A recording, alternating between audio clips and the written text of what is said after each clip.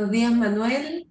Bueno, Hola, Manuel, ahí está la pantalla, perfecto. Muy buenos días, equipo posgrado. Muy buenos días, los asistentes. Muchas gracias por participar con nosotros en esta nueva charla que organiza la red de graduados. Hoy día tenemos, para mí es un honor presentar al profesor Manuel Agosín, quien es profesor titular de la Facultad de Economía y Negocios de la Universidad de Chile. Él fue decano desde el 2010 al 2018 de nuestra facultad y es consultor del Banco Interamericano de Desarrollo.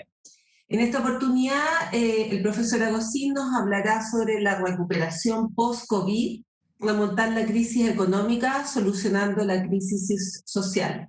Al igual que en otras charlas, los invitamos a hacer sus preguntas a través del chat, las cuales el profesor contestará al finalizar su exposición. Muchas gracias. muchas gracias. Eh,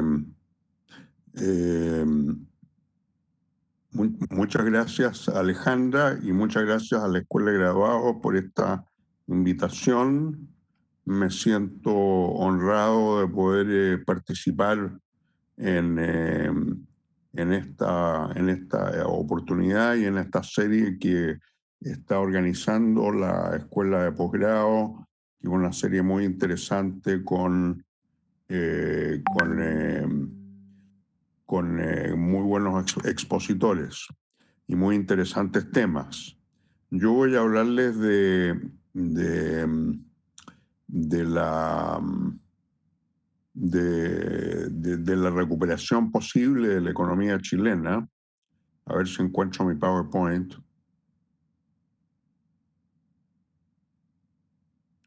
Aquí está, aquí estamos. Perfecto, se ve perfecto. Ya, magnífico, muchas gracias. Voy a hablar sobre algunas posibilidades de que empecemos a recuperarnos, las que por hoy todavía se ven bastante lejanas porque la pandemia sigue haciendo sus estragos en la economía. Sin embargo, va a llegar el momento, probablemente alrededor de septiembre, en que ya vamos a poder pensar en recuperación. Aunque la recuperación final de la economía real, completa, va a demorar tiempo, va a requerir de que exista una vacuna o un tratamiento efectivo para la gente que está infectada, lo que no es claro cuándo va a ocurrir. Pero seamos optimistas y pensemos que hacia fin de año ya vamos a poder estar repuntando. Entonces, yo quiero empezar diciendo simplemente que tenemos que considerar de que esta pandemia se viene a agregar a otras crisis, ¿no es cierto? Y produce en sí una crisis económica de gran magnitud. ¿Cuáles son las crisis que enfrentamos? Considero que son 4 crisis las que estamos viviendo como sociedad. Y las 4 nos indican que la recuperación del crecimiento va a ser un trabajo bastante difícil. La primera es la crisis sanitaria que todos estamos viviendo con los confinamientos. Hay varios de nosotros, incluyéndome yo mismo, que no hemos salido de casa por meses y esto parece continuar, o por lo menos se está atenuando. Hemos comenzado un desconfinamiento muy cauteloso, con buenas razones. Creo que las autoridades sanitarias están totalmente en lo correcto al ser muy cuidadosas con respecto al desconfinamiento de la población. Esto hace que la crisis económica siga con nosotros. Si seguimos sin poder trabajar, sin poder comprar bienes y servicios, con comercios cerrados, especialmente sin servicios a los que habitualmente acudimos, cines, espectáculos, para los viajeros, hoteles, etcétera, etcétera. La crisis social, ¿no es cierto?, empezó el 18 de octubre, o sea, nos dimos cuenta que teníamos una crisis social el 18 de octubre. A pesar de que esta crisis estuvo acompañada de una gran violencia que no necesariamente decía relación con los reclamos de la ciudadanía, sino que se aprovecharon el reclamo de la ciudadanía. De todos modos, debemos constatar que a pesar de eso y a pesar de lo caótica que fue la explosión social, el estallido, el llamado estallido social, hay una serie de elementos, de situaciones a las cuales esta crisis nos ha hecho más sensibles. Primero, muchos chilenos tienen salarios muy bajos. En parte el problema que viene después, pensiones paupérrimas, en parte se debe a eso. No podemos esperar que una persona que gane el salario mínimo, que está hoy en 320.000 pesos, pueda acumular razonablemente un capital para jubilarse en un periodo, digamos, al fin de su vida laboral. Entonces, salarios bajos es el primer reclamo, y es un reclamo totalmente justificado porque la verdad es que el salario mínimo apenas nos da para una subsistencia, ¿no es cierto? Y tenemos muchos compatriotas que, como les voy a mostrar más adelante, están en esta situación. Las pensiones paupérrimas, ese ha sido un reclamo hace mucho tiempo. También hay gente oportunista que se aprovecha de esto y piensa que el problema está en las AFP. En realidad no está en las AFP, sino que está en primer lugar en salarios bajos, en muchas lagunas laborales por desempleo, por pasar entre sector formal y sector informal. En el sector informal no se cotiza. Las mujeres cotizan poco porque trabajan poco, se retiran de la fuerza de trabajo para atender a sus hijos cuando tienen hijos, etcétera, etcétera. La edad de jubilación ha resultado extraordinariamente baja para la esperanza de vida de los chilenos. Y hay otros motivos también, que no quiero entrar en ellos, pero sabemos que para muchos ciudadanos hay pensiones de 120.000, 140.000 pesos, 80.000 pesos, que la verdad es que no alcanzan para una vida ni siquiera mínima. El sistema de salud de los pobres no está dando el ancho. O sea, Chile tiene una especie de dicotomía acá, de dualismo bien particular, en que tanto salud como educación para los pobres es muy inferior a salud y educación para los ricos. Entonces esto produce malestar, produce reclamos muy fundados por parte de la ciudadanía. Como vamos a ver, creíamos desterrar la vivienda precaria, pero la vivienda precaria con esta pandemia se ha hecho una realidad. Gente que no puede hacer confinamientos por razones de hacinamiento, por vivir en forma extremadamente precaria y también, desde luego, porque está en el sector informal y que tiene que salir a trabajar, a vender alguna cosa para poder comprar los alimentos que la familia necesita para subsistir. Entonces, esto es un problema muy serio, un problema de vivienda que se junta con los otros problemas. Todos estos problemas están interrelacionados. Y por último, debemos decir, ya mencioné algo, el sistema educativo chileno, que también es segmentado, es muy malo para los pobres y es como que dijera reguleque para los ricos. Tampoco es un sistema, el sistema para los ricos de colegios particulares, desde luego que es mejor que el sistema de escuelas municipales, pero tampoco es un gran sistema de educación. Tenemos muy pocas instituciones de educación privada que son de la calidad de la que uno incluso encuentra en Europa para las escuelas públicas. Eso lo han demostrado muchos estudios sobre educación, las pruebas internacionales que miden la calidad de la educación siempre nos van bastante mal, aunque mejor con el correr de los años.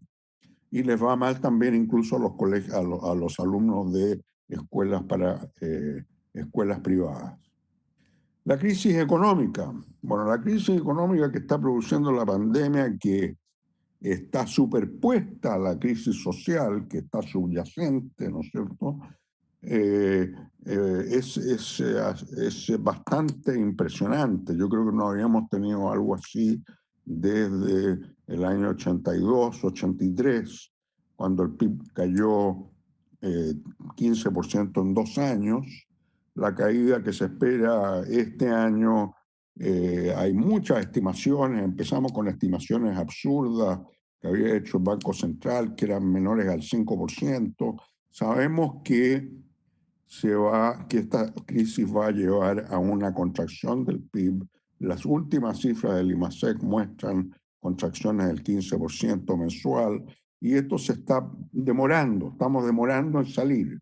Entonces yo, digamos, a ojo de buen cubero, apuesto a una caída del PIB de un 8 al 10% este año.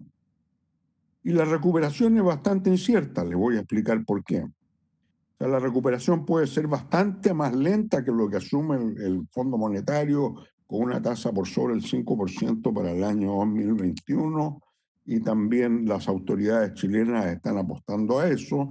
Creo que eso no va a ser necesario, no va a ser posible, o es poco probable, por lo menos.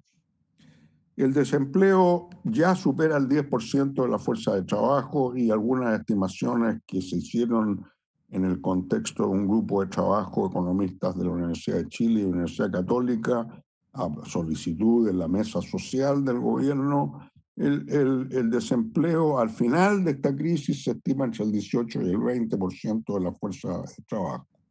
O sea, más de 2 millones de personas desempleadas, lo que resulta escalofriante y que no conocíamos desde el año 83.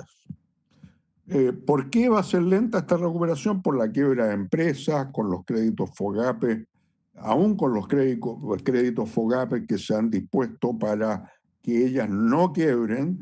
O sea, se les está dando créditos garantizados por el gobierno a tasas bajas, un poquito superiores a la inflación y de plazos largos de hasta 4 años, para que puedan mantenerse y puedan dejar, digamos, no desaparecer por causa de la pandemia. Vamos a emergir en un país que está mucho más empobrecido, los salarios van a haber caído probablemente, va a haber mucho desempleo, ¿no es cierto? Y además el espacio fiscal con que vamos a salir de la pandemia va a ser extraordinariamente reducido, con una deuda pública que pasará del 25% del PIB a 35-40% del PIB, que ya estamos llegando a una cifra que muchos de nosotros, economistas chilenos, consideramos como el máximo al cual debemos endeudarnos. No deberíamos pasar el 40-45%, porque ahí de seguro vamos a perder la calificación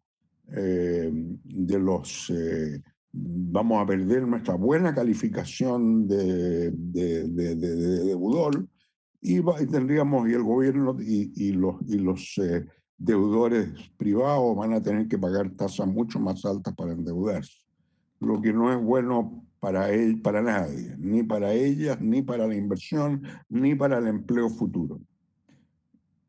Entonces, la cuarta crisis, perdón, que es muy, muy importante, me parece a mí, porque no nos va a ayudar a salir de lo que estamos viviendo, es la crisis de confianza en las instituciones, que bien puede derivar en una crisis política. Ya se vio durante el estallido social, personas rompiendo la propiedad pública y privada, asaltando, fuerzas policiales fuera de control.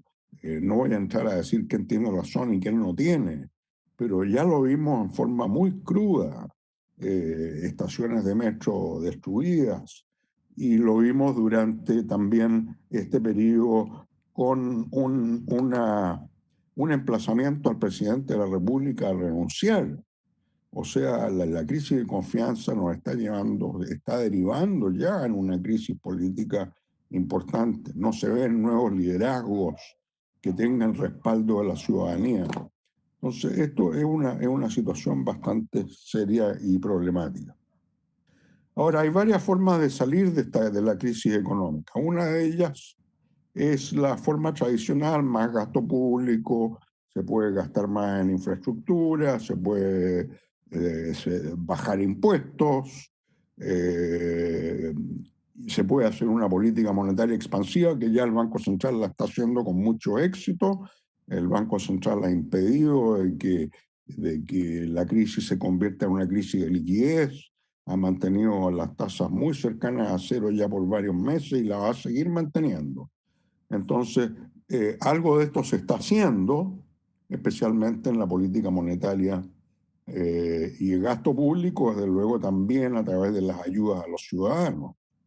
Y luego, como vamos a ver, también hay un elemento acá de la demanda, la va a mantener también este retiro del 10% de los fondos de la AFP, que no son 10%, desde luego, pero dejémoslo ahí por el momento.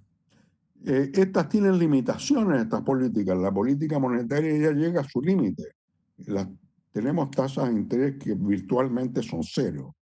Entonces, ir a terreno negativo tiene consecuencias muy indeseables sobre los mercados financieros y quizás no sea muy recomendable ir en esa dirección. La política fiscal, como decíamos, saldremos de la crisis con una deuda cercana al 40% del PIB, lo que también nos reduce fundamentalmente el espacio fiscal. Ahora tenemos que encontrar alguna alternativa y cualquier alternativa va a ser costosa para el fisco. No, eso no lo vamos a poder impedir. Después voy a dar algunas pistas para cómo podemos allegar recursos. Pero por el momento dejemos esto en mente, que incluso lo que voy a recomendar va a tener un alto costo fiscal y que por el momento el fisco no está en condiciones de acometer. Lo que sí ha demostrado tanto el estallido social como la pandemia misma es que parece que la ciudadanía nos está pidiendo ir, y desde luego, perdón, me he saltado el elemento, quizás uno de los elementos principales, que es el plebiscito constitucional al cual estamos ya prácticamente, el tiempo ya se está acabando, estamos a pocas semanas del plebiscito. Y parece que la ciudadanía nos está llamando, está demostrando con acciones, con sus reclamos muy justificados, que desean ir hacia una economía, hacia una socialdemocracia. Ahora, creo que esto es posible solo con una economía de mercado creativa y dinámica. La socialdemocracia en países pobres nunca ha resultado muy exitosa, porque la socialdemocracia, la protección social a la gente que más lo necesita, igualar la cancha de juego para pobres y ricos, es algo que es muy costoso y que solo las sociedades ricas del mundo, los países que tienen altos niveles de ingreso, han podido alcanzar. Entonces tenemos que cazar, por así decirlo, estos progresos sociales que nos está pidiendo la sociedad, nuestros compatriotas, con una economía de mercado creativa y dinámica. No existe otra economía que la economía de mercado para poder hacer esto. Ahora, la duración de la pandemia obviamente que es clave. De ello depende cuánto se puede hacer durante la recuperación. Si nos gastamos todos los cartuchos, como dice el ministro Briones, en proteger, en mitigar los efectos económicos de la pandemia, vamos a tener menos cartuchos cuando se trate de llegar a la recuperación. 3 tiempos en las políticas de reactivación. Corto plazo lo defino como de 0 a 2 años. Mediano plazo, que es de 2 a 5 años. Y largo plazo, que es de 5 a 10 años. Ahora, en largo plazo se puede empezar a construir ahora, porque no vamos a empezar a construirlo en el año 5. pero las políticas, digamos, el plazo en el cual se pueden implementar esas políticas tienen estas dimensiones de tiempo. Algunas políticas en los próximos 2 años, después que salgamos, cuando ya podamos poder afirmar la economía y dedicarnos a eso, y no simplemente a protegernos del virus, ¿no es cierto? 2 años, 5 años de 2 a 5 para algunas otras políticas y 5 a 10 para las de largo plazo. Todas ellas tienen como condición superar la crisis sanitaria.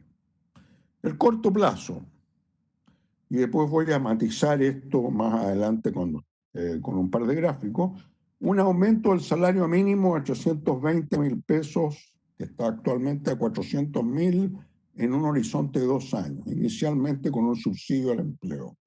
Ahora, esto es muy importante porque, como digo, hay muchos ciudadanos que la están pasando muy mal y que están viviendo en condiciones muy precarias. Voy a mostrar algunas cifras sobre este tema.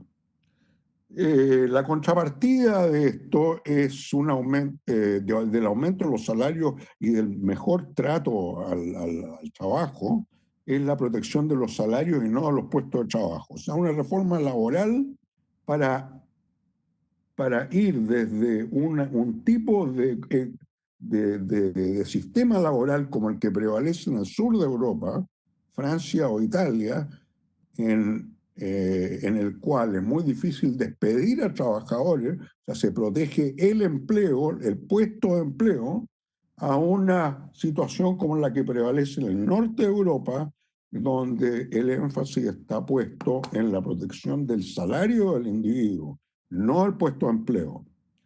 ¿No? Estamos hablando de Suecia, Noruega, Dinamarca especialmente, ha llevado la batuta en esto, y también países como Alemania, que tienen mucho más flexibilidad laboral, pero donde toda la gente está tranquila porque sabe de que incluso si pierde el empleo no es el fin del mundo y tiene un muy buen sistema de apoyo para pasar el momento malo y capacitarse y volver al mundo del trabajo con más destreza. Un seguro de cesantía mucho mejor que el que tenemos. En realidad lo que tenemos ahora es un sistema de ahorro forzoso con un componente solidario, ¿no es cierto? Tenemos la cuenta individual, tenemos el componente solidario, que en este caso el gobierno para la pandemia lo agrandó en 2.000 millones de dólares, y que es un sistema que garantice la mantención de un 70-80% del sueldo por un periodo de tiempo que sea razonable, a condición de buscar trabajo y capacitarse. No solo de quedarse sentado en su casa, sino que el trabajador cesante esté dispuesto a buscar trabajo, a ayudarse, a que lo ayuden para buscar trabajo y a capacitarse en nuevas destrezas que va a estar demandando la economía cuando salgamos de la pandemia. El sistema público de capacitación tiene que mejorar muchísimo. En realidad no tenemos un sistema público, tenemos algo que se llama CENSE, que funciona con subsidios a la capacitación bajo condiciones muy estrictas, con 1% subsidios que tienen un máximo de 1% de la planilla de las empresas, y en realidad es un sistema que no funciona y que hay que reemplazarlo con un sistema que funcione de verdad. Y la orientación sería mejorar la empleabilidad de los cesantes y de los que se inician en la vida laboral.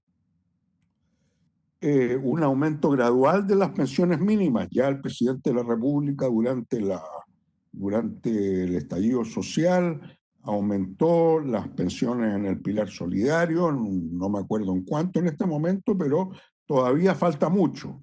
Hay que llevar a las pensiones en el sistema, en las pensiones mínimas, en el pilar solidario y el contributivo a entre 70 y 80% del salario mínimo.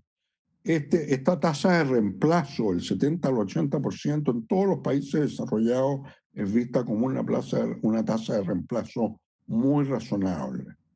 Y esto hacerlo en forma gradual, en un periodo de 5 años. Aquí, de nuevo, el corto plazo se me engarza con el mediano plazo, pero hay que empezar a hacer eso ya. Y desde luego hay que calibrar todas estas medidas con el aumento de la demanda que viene por el retiro de los fondos de la AFP. O sea, eso implica un aumento, porque las ayudas no estaban llegando, las ayudas que se prometieron con el fondo COVID de 12.000 millones aprobado por el Congreso, que era para dar apoyo a todos los individuos que lo necesitaran, en realidad no ha dado resultado, ha sido muy lento y no ha sido utilizado para apoyar a lo que se llama la clase media, o sea, a gente que gana algo más que el salario mínimo y que no está en el registro social de hogares. Veamos aquí la distribución de ingresos de ocupados. Y este es un gráfico bien decidor. O sea, tenemos, aquí les he mostrado un grupo de personas que están en las primeras 4 barras, los que ganan entre 0 y 300.000 pesos al mes ocupados, ¿no es cierto? Hay más del 50% de la población, digamos 50. Además que no creo mucho en algunas de estas cifras, las más pegadas al eje vertical. Aquí personas que ganen 0, no creo que exista nadie que gane 0, no lo están reportando, son ingresos informales. Gente que gana solo 100.000 pesos al mes, tampoco lo creo mucho. Vendedores ambulantes, quizás, ciertamente estamos hablando del sector informal. Aquí hay un 50% de las personas, más del 50%, que están ganando menos de los 400.000 pesos. O sea, menos el salario mínimo o un poquito más el salario mínimo quizás para los que están los que tienen una media de 300.000 pesos acá, los que están más hacia arriba en esa barra podrán quizás estar ganando más que el salario mínimo. Pero tenemos por lo menos un 40-50% que gana menos que el salario mínimo. Es muy importante constatar esto porque esto nos va a dar luces sobre el impacto que puede tener un aumento del salario como el que sugerimos.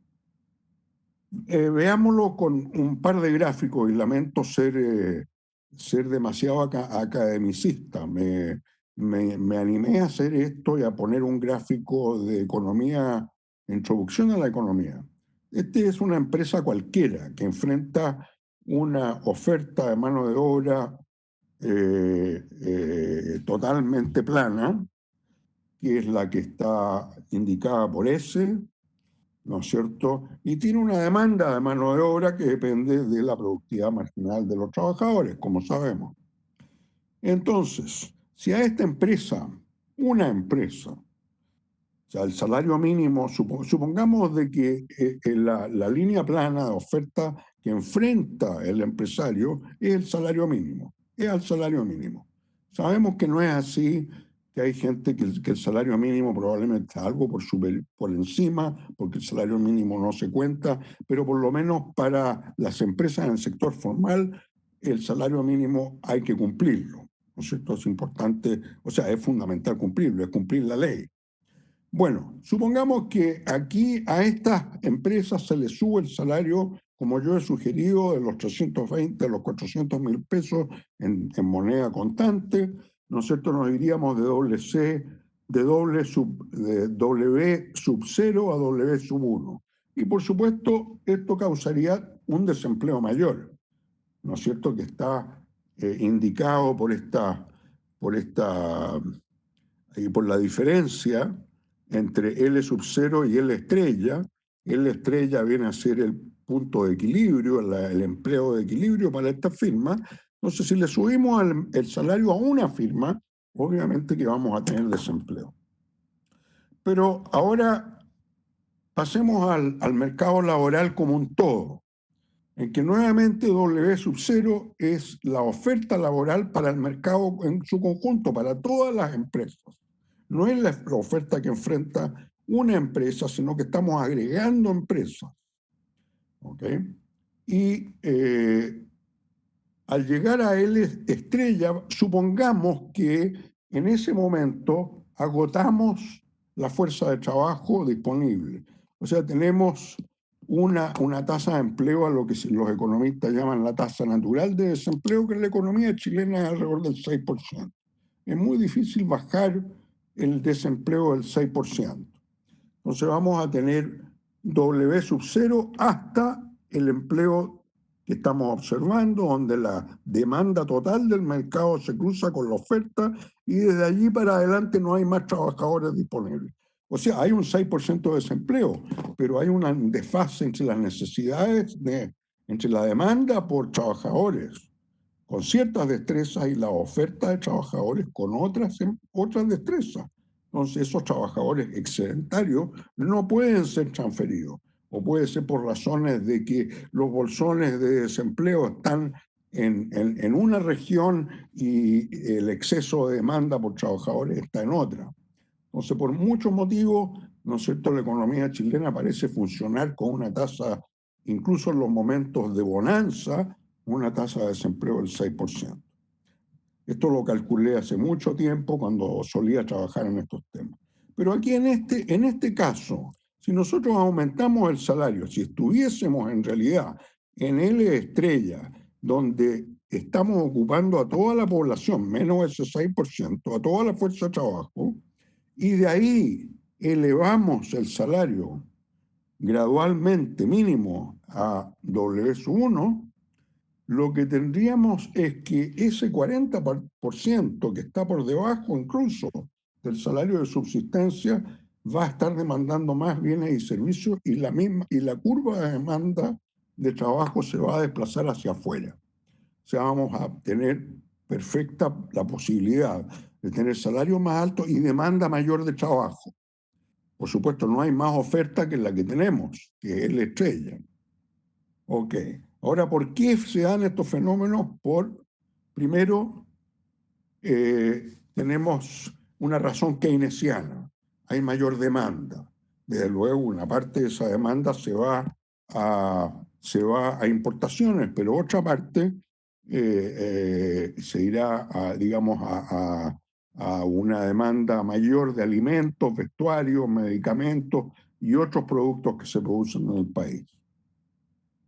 En segundo lugar, en la economía moderna reconoce que hay un efecto inverso que va desde el salario a la productividad. Entonces el trabajador trabaja más contento, con más esfuerzo, hace más esfuerzo cuando lo remuneran mejor, se siente mejor tratado, se identifica mejor con la empresa. No voy a abundar en esto porque es un argumento más complejo que el que estoy mencionando.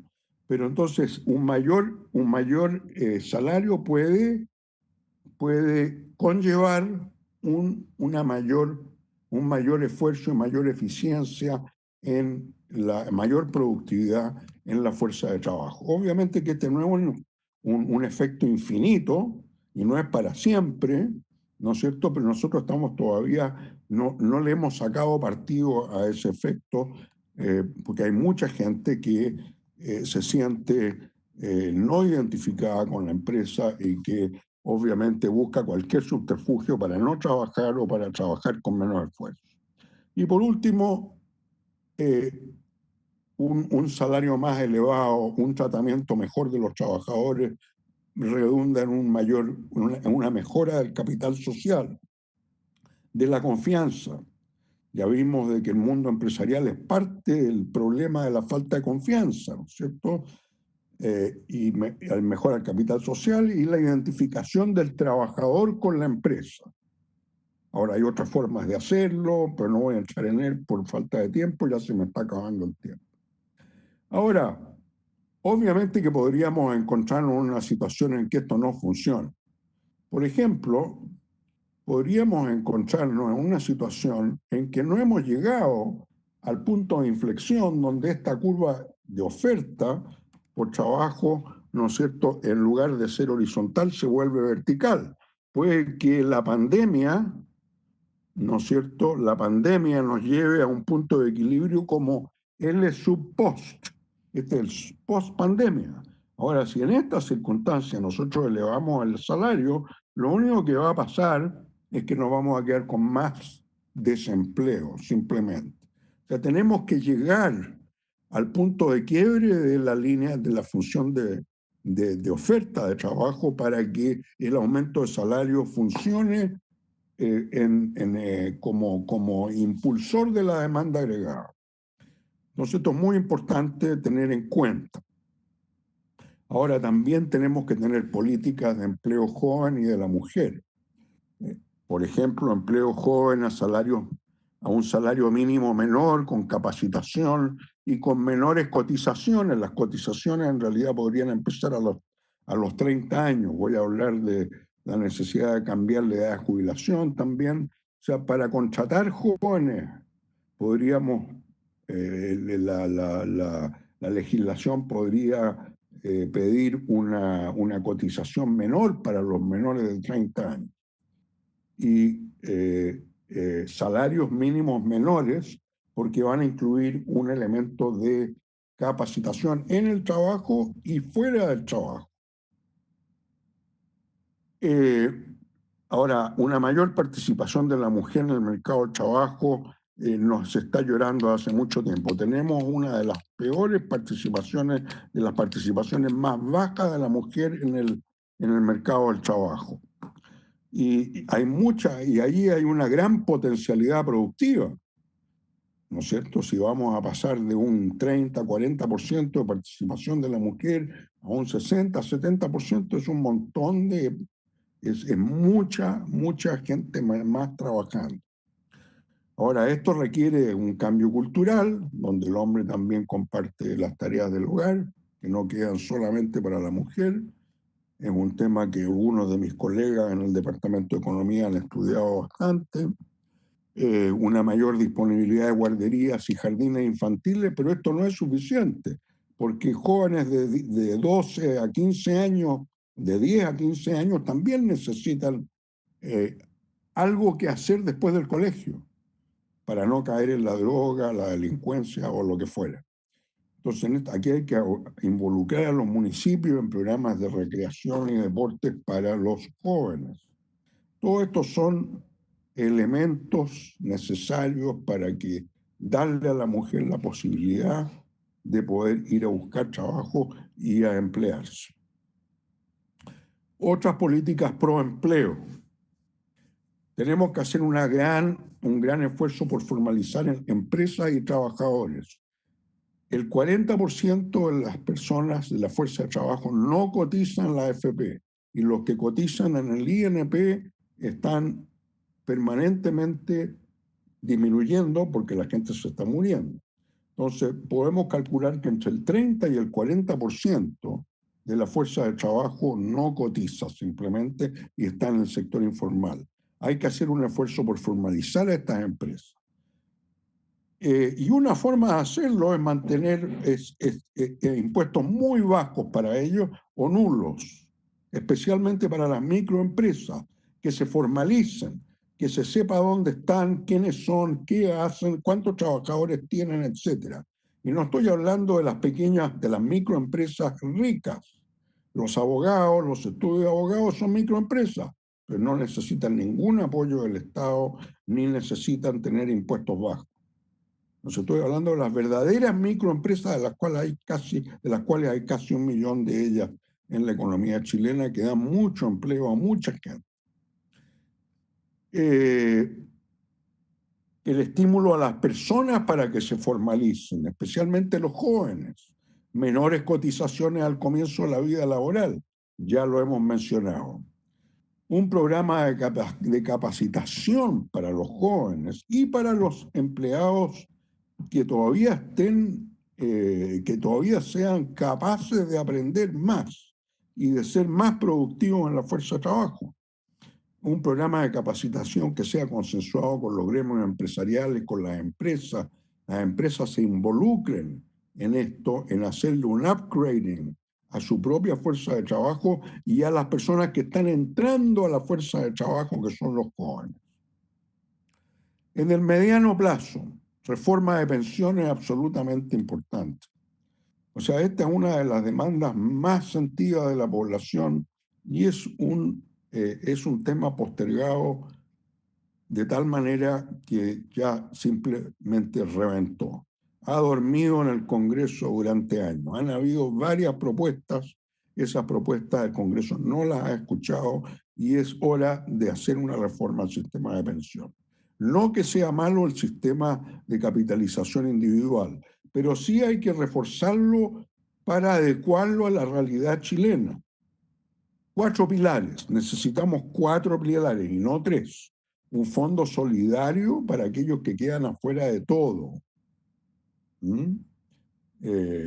Para eso se necesita un fondo solidario y no contributivo. El hecho de ser ciudadano le da a uno el derecho a una pensión. Un fondo colectivo para pensiones de trabajadores hasta los 500.000. Quizás sea posible unificar el 1 y el 2, ¿no es cierto? Porque hablábamos más atrás, anteriormente, de que una pensión mínima que fuese el 70 al 80% del salario mínimo, tanto en el pilar solidario como en el fondo contributivo. Aquí tenemos un fondo colectivo para pensiones que llegan hasta los 500, para trabajadores que ganan hasta 500.000. Después un pilar contributivo, que sería más para clase media y alta. Y el pilar voluntario, que ojalá que todos ahorren algo, un poquito, ¿no es cierto? Algunas personas ahorran en el ahorro previsional voluntario y les va muy bien con esto. Entonces, una campaña para que los que puedan ahorren más. Requisitos. Un requisito fundamental para la reforma: aumentar la edad de jubilación de 68 a 70 años de manera gradual. Y como decía antes, ya lo repetí una vez, cotizaciones menores para los jóvenes menores de 30 años. Si a los 30 años empiezan a cotizar lo que se requiere, van a tener 40 años por delante para armar su pensión. Contribuciones mucho mayores.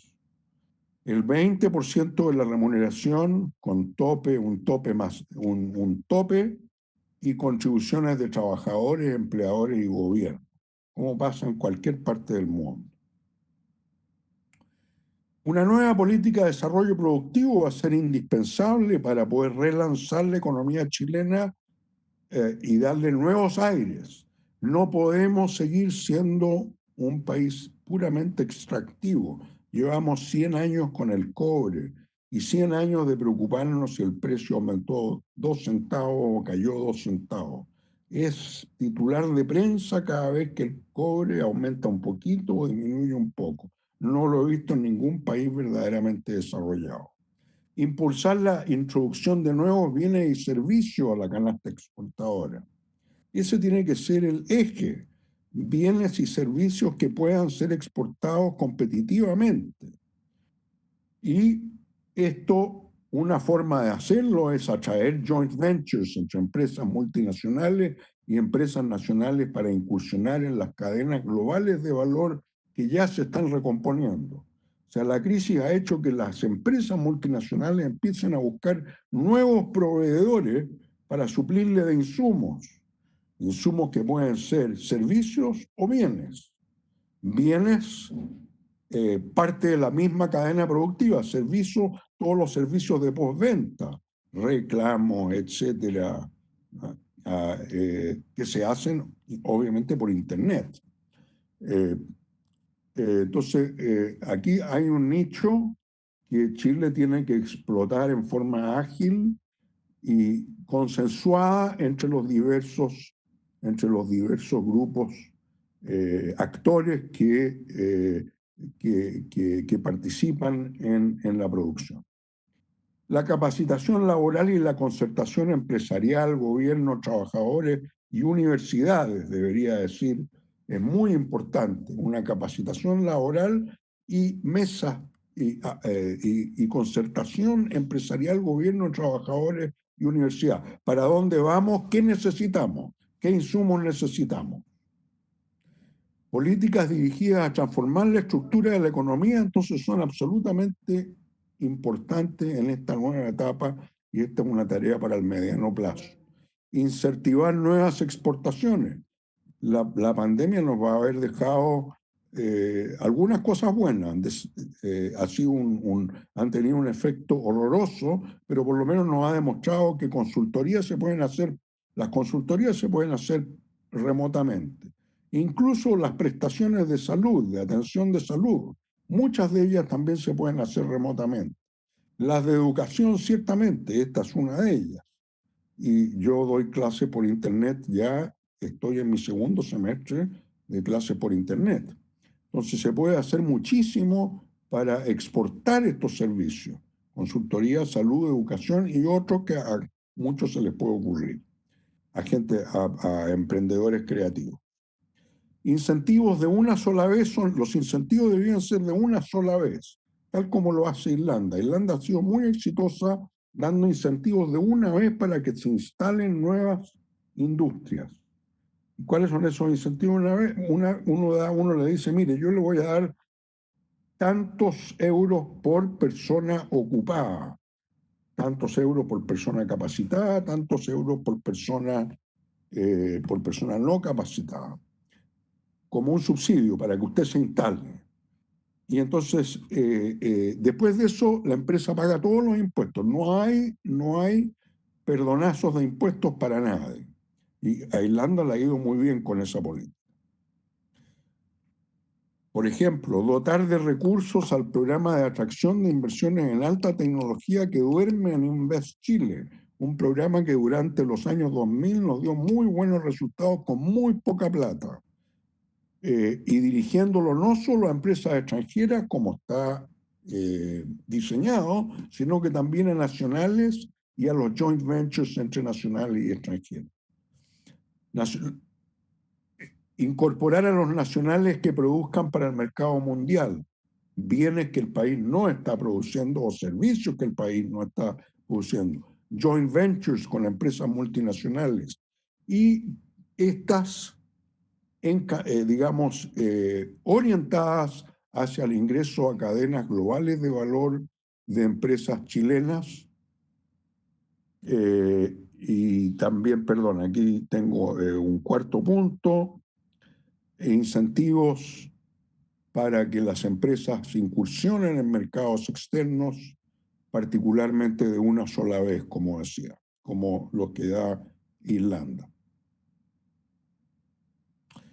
Ok, el Estado es el gran articulador.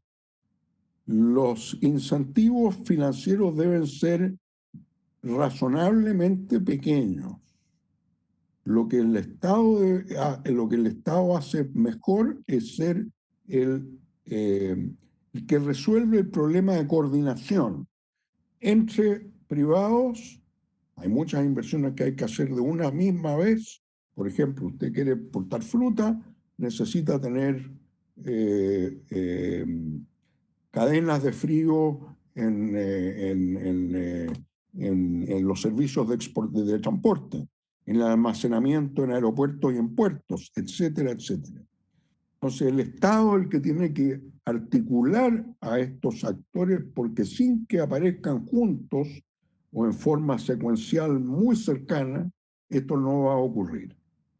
Se necesitan acuerdos para que los sectores, sobre en qué sectores se va a invertir, en cuáles son los requerimientos de insumos, cuáles son las cadenas de valor internacionales a las cuales la empresa se va a incorporar, acceso a mercados de capitales. Muchos pequeños emprendedores no tienen acceso a mercados de capitales.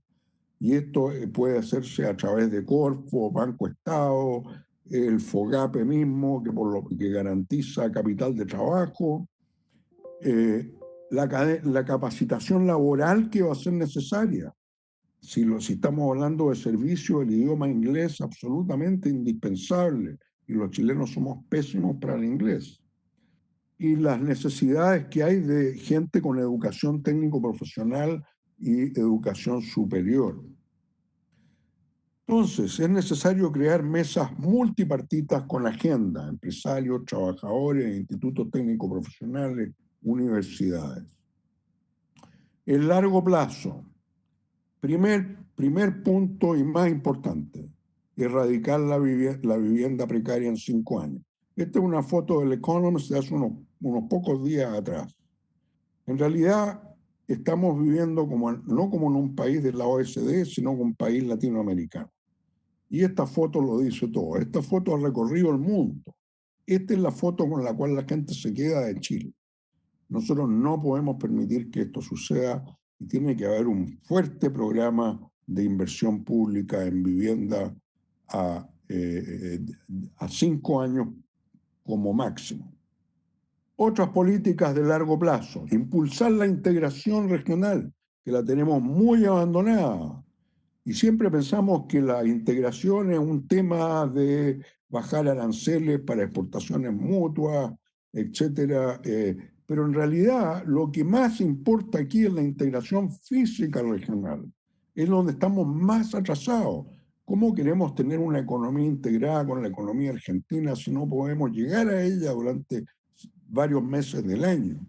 Entonces tenemos que tener túneles a través de los Andes. Se ha propuesto hace muchos años un corredor bioceánico Santos-Callao que beneficiaría a Brasil, Argentina, Chile, Bolivia, Uruguay y Paraguay. Un Mercosur de verdad ampliado, ¿no es cierto? Entonces, esta también es una tarea gigantesca de infraestructura y muy, muy importante que tiene muchas dimensiones a las cuales no tengo tiempo para referirme. Y una reforma educacional centrada en la calidad.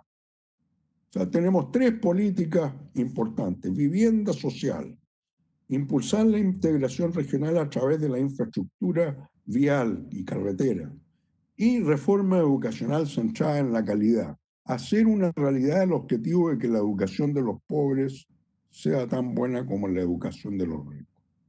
Esto es fundamental para darle a todos un buen comienzo en la vida e igualdad de oportunidades. Y desde luego, se me olvidaba el 4.º punto, mejorar la relevancia de la capacitación y de la educación técnico-profesional para la empresa.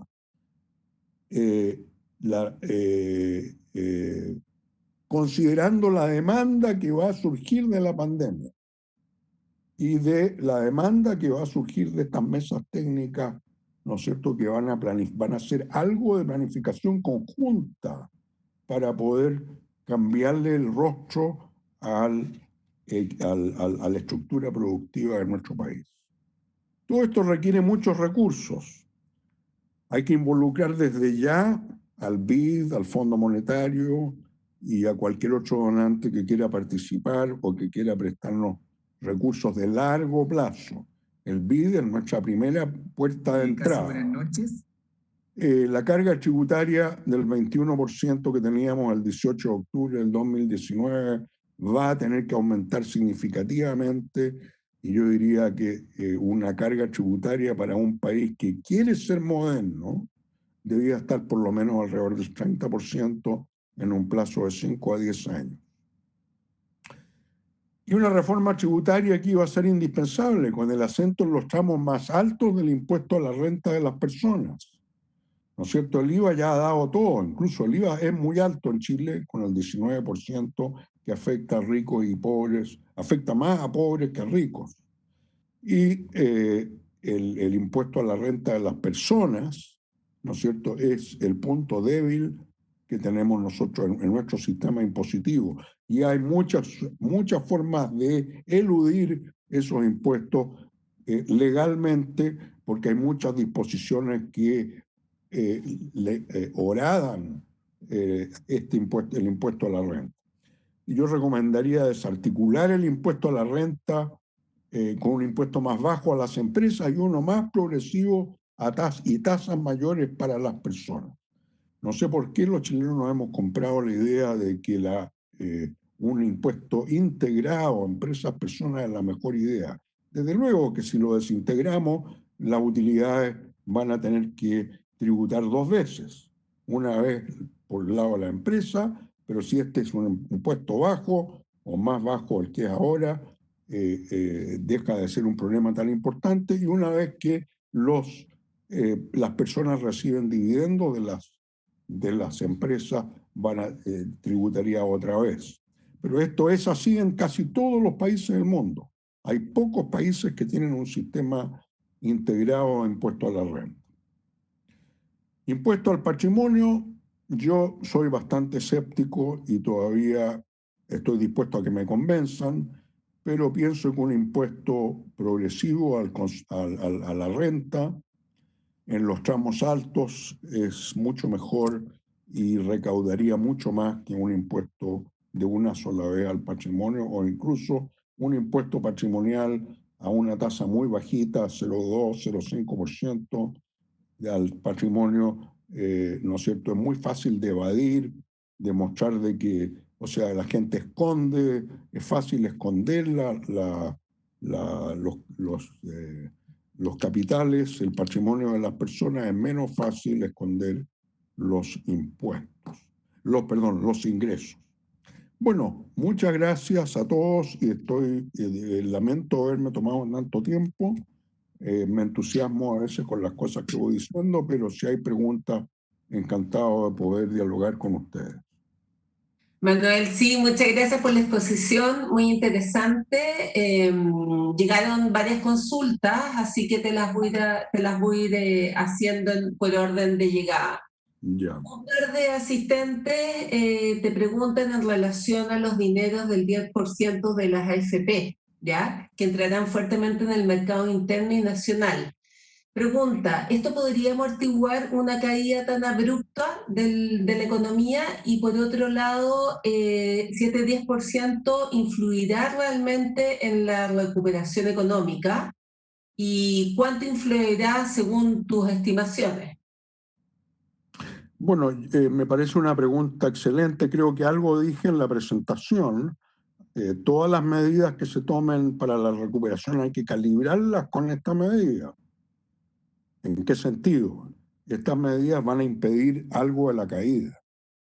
Es obvio porque le va a dar a las personas los ingresos que el gobierno no ha querido transferirle. Aquí el gobierno había hecho lo que hizo el gobierno de Francia. Francia le dijo a los ciudadanos, miren, no se preocupen, hagan las cuarentenas, hagan el confinamiento que le estamos pidiendo y les vamos a dar el 60% del sueldo que ustedes están recibiendo, se lo va a dar el Estado. Punto, a cualquiera. Eso no ha pasado en Chile a pesar de que el famoso fondo COVID-19, que por primera vez lanzó el grupo de 6 economistas convocados por el Colegio Médico, se recordarán ustedes, ¿no es cierto?, tenía esa intención de utilizar 12.000 millones, que es lo que nos queda del Fondo Soberano, ya sea utilizándolo directamente o endeudándonos por una cantidad equivalente en los mercados internacionales, era justamente para transferir a las personas que están sufriendo mucho en este momento, y a cualquiera, no solo a las personas que están en el registro social de hogares, pero el gobierno la usó exclusivamente o las está usando para las personas más pobres. Entonces ahí la clase media quedó colgando. La clase media de verdad, no los que son clase media y que están prácticamente al borde de la pobreza. Entonces creo que sí, que en ese sentido el 10% de retiro de los fondos de la AFP va a amortiguar la caída, va a ser un importante amortiguador de la caída del ingreso y por lo menos va a mantener a flote algunas empresas, ¿no es cierto?, como pequeños comercios, supermercados, en particular comercios en las comunas mismas a donde habita la gente, y creo que es muy importante. No podemos contar con eso para la salida, pero sí nos va a ayudar a que no se nos caiga tanto la demanda. Eso es lo importante. Muchas gracias. Otro de los asistentes pregunta, ¿cómo propone generar el aumento del salario mínimo y los otros salarios en una situación donde muchas pymes fueron vandalizadas y destruidas en octubre pasado? Sí, yo me refería a que esto no era fácil. Yo esperaría, si pudiera volver a la propia presentación,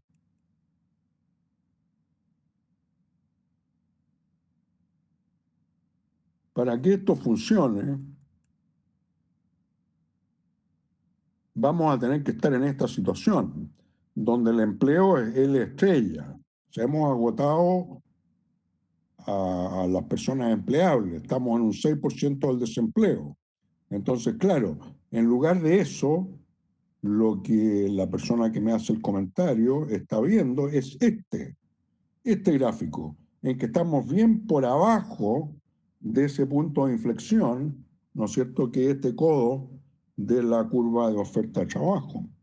Ahora, por supuesto de que puede ser que no sea posible, que si lo hacemos en ese momento, si estamos todavía en la parte horizontal de la oferta de trabajo, un aumento en el salario lo que hace es simplemente aumentar el desempleo, de este L post a L sub SM.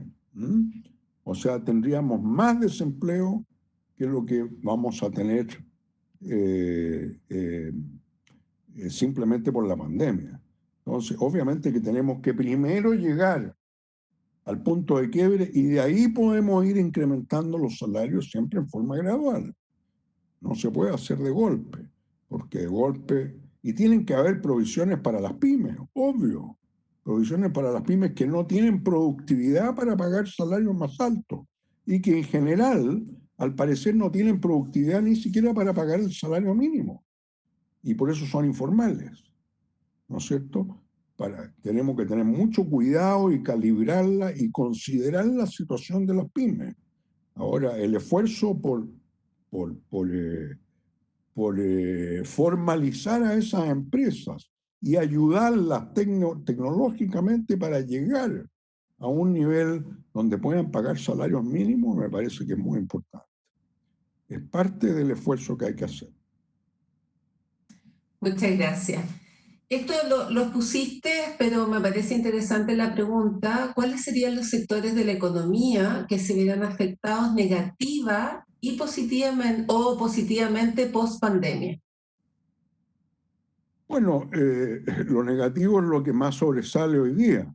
Estamos con una línea aérea quebrada, que es la LATAM, que se ha acogido a la ley de quiebra de Estados Unidos. No sabemos cómo va a emerger la LATAM de la pandemia. Y yo pienso que es una vergüenza que el gobierno no haya extendido ahí incluso propusimos varios de nosotros en la mesa COVID-19 del gobierno, los economistas de la Universidad de Chile, de la Universidad Católica, propusimos un mecanismo para ayudar a las empresas grandes y la verdad es que nadie nos prestó atención. Incluso creo que está en el informe del grupo de los 6, que es el que redactó el informe a solicitud del Colegio Médico. Ahora, ciertamente hoteles, no hay un hotel que esté funcionando hoy día. Todo el comercio minorista, excepto las farmacias y supermercados. Muchos comercios comunales, pequeñas pulperías, desde luego, todo lo que esté relacionado al turismo está totalmente botado, o sea, está en el suelo. Esos son los sectores más afectados. Ahora, todavía el sector minero está bien, aunque el COVID está haciendo estragos en su fuerza de trabajo, pero todavía la minería sigue exportando. Como digo, los supermercados y farmacias siguen trabajando, probablemente no con la misma rentabilidad que el año pasado, pero están trabajando, están atendiendo, están abiertos. Lo que es restaurantes, olvidar, todos los días hay una nueva quiebra, gimnasios, servicios en general. Los bancos están bien todavía. Y están bien, ¿por qué? Porque el gobierno a las empresas les dio una línea de crédito para empezar. ¿No es cierto? El Banco Central dio una línea de crédito que después se transformó en esta línea FOGAPE, que tiene 24.000 millones de dólares de préstamos a tasas muy bajas garantizadas por el Estado por este instrumento, el FOGAPE, fondo de garantías para la pequeña empresa que se amplió hasta empresas que venden 1 millón de UF. Entonces yo creo que esto va a impedir la quiebra de muchos sectores y los va a mantener, va a mantener a las empresas vivas. Ahora, ¿quiénes se benefician? Son pocos los que se benefician. Yo creo que esto de los servicios telemáticos, servicios que se entregan vía Internet, van a tener un auge tremendo. Y aquí hay que contar con los jóvenes. Los jóvenes son los que manejan mejor estas cosas. Pero incluso un viejo como yo ha sido perfectamente capaz de hacer clases en línea, y yo diría que clases a distancia, cursos remotos como los de Coursera, etcétera, van a hacer que se puedan exportar. Si yo hago, por ejemplo, una maestría en economía para toda América Latina en línea, que tenga algún componente en que se junten todos los estudiantes una vez cada 2 semanas con el profesor por internet, bueno, a través de Webex, como lo estamos haciendo ahora, bueno, todo esto es perfectamente posible. Yo creo que esto vamos a ver mucho más de eso. Por ejemplo, el análisis de rayos X se puede hacer por internet. Ya la India se ha especializado en eso. Pero ¿por qué no podemos hacerlo por lo menos para la región latinoamericana? Nosotros tenemos unas excelentes escuelas de ingeniería en Chile. La Católica y la Chile y muchas privadas están muy bien. Entonces, los ingenieros informáticos podrían perfectamente trabajar junto con médicos, junto con educadores, para ofrecer servicios que se vendan por Internet. Yo creo que eso va a ser uno de los buenos, de las buenas cosas que nos va a dejar la pandemia. Son pocas las cosas buenas, pero esta por lo menos ya sabemos que lo podemos hacer. La facultad nuestra en menos de un par de meses, o sea, casi instantáneamente, se preparó para hacer todas las clases en línea. Yo lo encuentro sensacional eso, y lo hemos hecho con mucho éxito. Por lo menos yo he podido dar mis cursos sin ningún problema y con muy buena participación del alumnado. Parece que incluso la cosa remota invita a la participación, más que el face to face en clase. No sé si contesté la pregunta, pero es lo que se me ocurre en el momento. Sí, muchas gracias. Te saludan desde Brasil, Patrick Sawaski, y pregunta, para que haya una economía creativa y dinámica, ¿está bien que la política económica sea desarrollada en base al liberalismo? Yo no sé lo que es el liberalismo, yo sé lo que es la economía de mercado. El liberalismo es una economía de mercado sin intervención del Estado. Eso no existe en ninguna parte. El neoliberalismo no existe. Es una ficción de mucha gente. Incluso en Chile, que tiene una economía, ¿no es cierto?, después, que cuando salimos de la dictadura con un Estado muy golpeado, muy empobrecido en términos de recursos humanos, pero de todos modos, Chile no es un país donde no hay ninguna intervención del Estado. Ahora, yo estoy seguro que la salida de la crisis del COVID va a requerir un Estado mucho más interventor, pero sin olvidarnos de que estamos en el marco de una economía de mercado. El Estado no debería tener empresas, en general, pero sí debía ser el articulador de la política económica y de la política de desarrollo productivo y de la política de protección social. Estos son temas mayores para el Estado. Creo firmemente en que el Estado tiene un rol muy importante, pero que no se meta en lo que no debe, porque las empresas lo hacen mejor. Cuando se trata de producir bienes de consumo o de inversión, las empresas lo hacen mucho mejor que el Estado. Pero las empresas no pueden planificar el futuro. Las empresas no pueden dar protección social. Y estas dos tareas son tareas indispensables para el Estado, que el Estado va a tener que recoger, ya sea Estado de derecha o Estado de izquierda. o sea, de centro derecha a centro izquierda, ¿no es cierto? Cualquiera de los dos. O sea, yo estoy hablando de un problema, un problema muy serio. Ahora, quien quiera que se gobierne va a tener que tomar estos desafíos y fortalecer el Estado para que pueda entregar buenas políticas de desarrollo productivo y buenas políticas de protección social. Perfecto, muchas gracias. Nos preguntan, o sea, perdón, te preguntan respecto al impuesto al patrimonio, si que conoces y qué opinas de la propuesta de endowment que propone Janet von Wolfendorf. No sé si lo pronuncié bien el apellido de Janet. Sí, no conozco esa propuesta, no la he visto.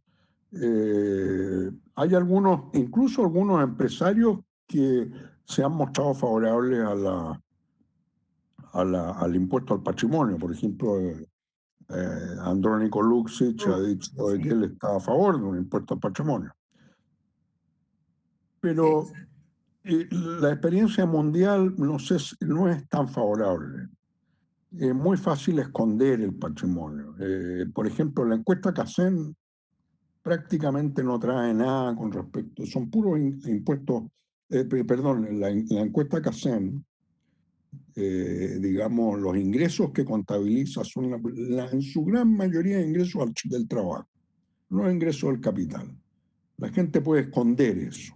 Ahora, los ingresos son más difíciles de esconder. Y ahora, con el seguimiento que le están dando todos los servicios de impuestos internos en el mundo y el intercambio de información, se hace cada vez más difícil esconder capital. Entonces, yo diría, no me cierro a un impuesto al patrimonio.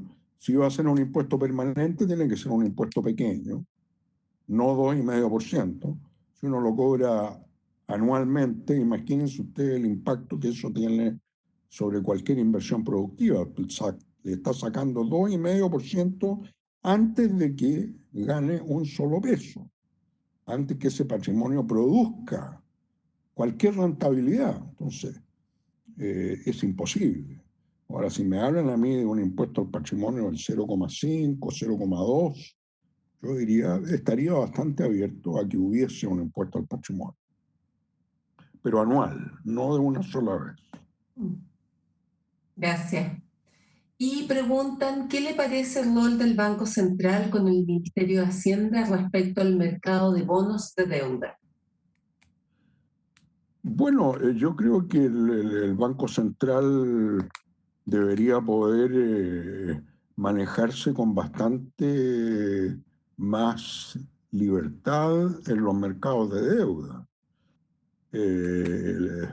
Los bancos centrales de Estados Unidos, de la Unión Europea, Reino Unido, Japón, son bancos centrales que compran papeles públicos en el mercado secundario, no directamente al Ministerio de Hacienda, pero sí en los mercados secundarios de deuda, y hacen su política monetaria con esos papeles.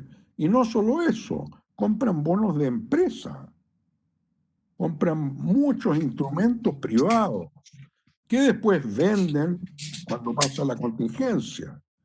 La Fed compró una gran cantidad de estos bonos que estaban colateralizados, difícil pronunciarlo, con otros activos, y después los vendió después de la crisis del 2008, 2007 a 2009, los vendió con buenas utilidades. Entonces yo no veo dificultades para que el banco...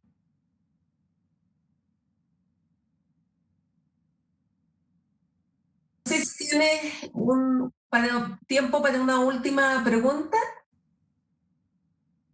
Va. Ale, parece que se cayó el profesor. Sí, parece. Esperemos unos minutos. Y si no, cerramos. Sí, ahí Sí, sale. qué pena, justo. Bueno, disculpe. Abajo, sí, Se lo dice debe haber, Se lo debe caer en internet.